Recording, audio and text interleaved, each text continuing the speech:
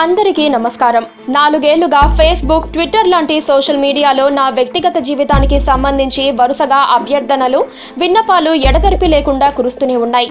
నేను నా ఇంటర్వ్యూల్లో, సోషల్ మీడియాలో ఎన్నిసార్లు వివరణ ఇచ్చినా ఇవి ఆగడం లేదు.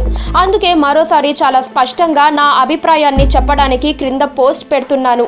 మిత్రులకు, నా శ్రేయోభిలాషులందరికీ నమస్కారం.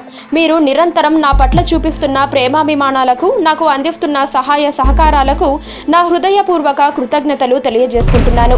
నా వ్యక్తిగత జీవితం గురించి మీ అందరికీ ఒక విజ్ఞప్తి చేయాలనుకుంటున్నాను. కళ్యాణ్ గారు 4 సంవత్సరాల క్రితం ఆనాను పెళ్లి చేసుకున్నారు. వారికి ఒక చక్కటి కూతురు కూడా ఉంది. ఆయన వివాహ బంధాన్ని, ఆయన కుమార్తెకు జన్మనిచ్చిన తల్లిని గౌరవిస్తూ నేను మీకు చేసుకునే విన్నపం ఒకటే. నేను, కళ్యాణ్ గారు తిరిగి ఏకం కావాలని మీరు పదే పదే కోరుకోవద్దు. దయచేసి మీరు ఒక విషయం అర్థం చేసుకొని ఆమోదించాలి. అదేంటంటే కళ్యాణ్ గారి భార్య ఆనా, నేను కాదు అని ఒక ప్రముఖ దినపత్రికలో తెలిపారు.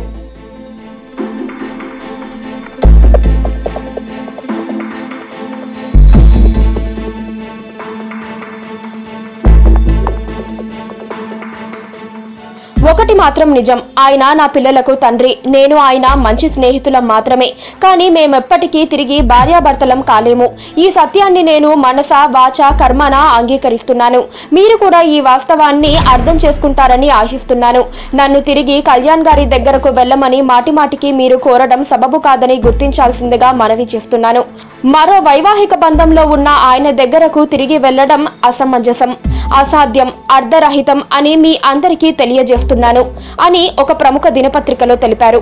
భవిష్యత్తులో ఈ విషయమై ఎలాంటి ఇబ్బందులు కలిగించే ఒత్తిడితో కూడిన కోరికలేవి మీ వద్ద నుంచి ఎదురు కావని ఆశిస్తున్నాను.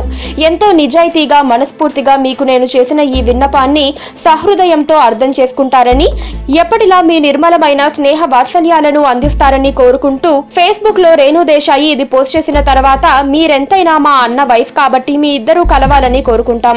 మిమ్మల్ని ఎప్పటికీ మా వదినలానే భావిస్తామంటూ కొందరు కామెంట్స్ పోస్ట్ చేయటం విశేషం.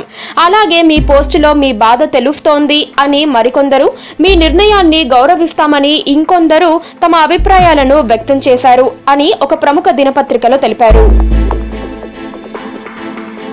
పక్కనే ఒక గంట సింబల్ కనిపిస్తుంది కదా, దాన్ని నొక్కారనుకోండి, మేం చేసే వీడియో అప్డేట్స్, నోటిఫికేషన్స్ అన్నిటితో మీ డివైస్ లో వాలిపోతాం.